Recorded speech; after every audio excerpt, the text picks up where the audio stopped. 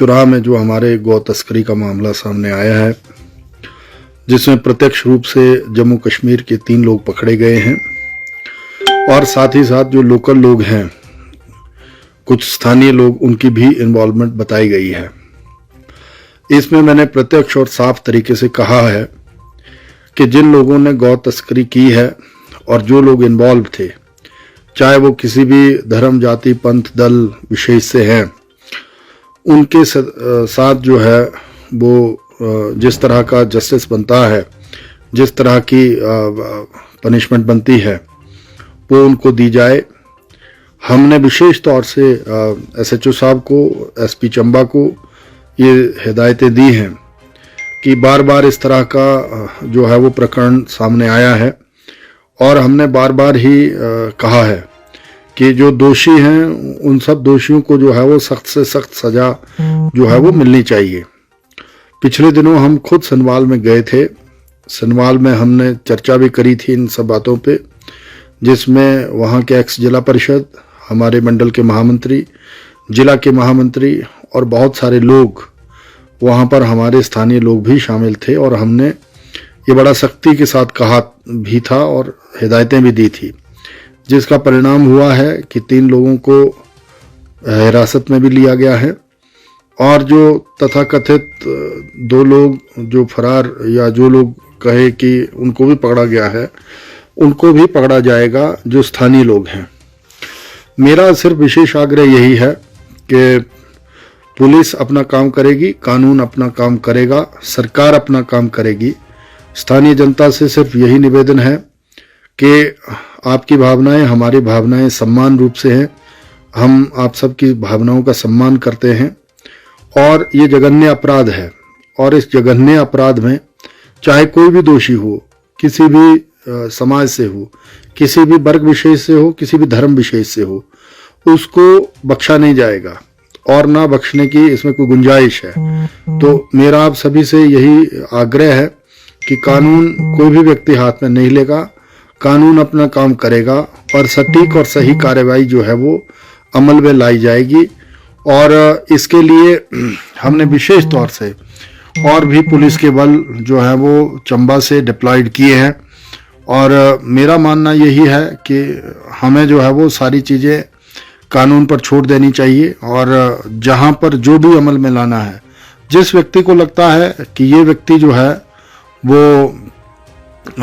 Involve है या इसकी इन्वॉल्वमेंट हो सकती है, चाहे वो किसी का भी नज़दीकी हो, चाहे वो किसी प्रकार की बहुत बड़ी अप्रोच रखता हो, यहाँ पर जो है वो हमारे मूल्यों के साथ, हमारे संस्कारों के साथ, हमारी आस्था के साथ खिलवाड़ है। तो ऐसा खिलवाड़ हम बर्दाश्त नहीं करेंगे और हमने कड़ी कार्रवाई करने का आदेश भी जो है वो दे दिया है। और मैं सिर्फ इतना कहूँगा कि जो मूल भावनाएं हम सब की हैं वो हमारी इकट्ठी भावनाएं हैं और किसी को किसी भी प्रकार का कोई अलग से एफर्ट्स करने की कोई ज़रूरत नहीं है। आप बेफिक्र रहो।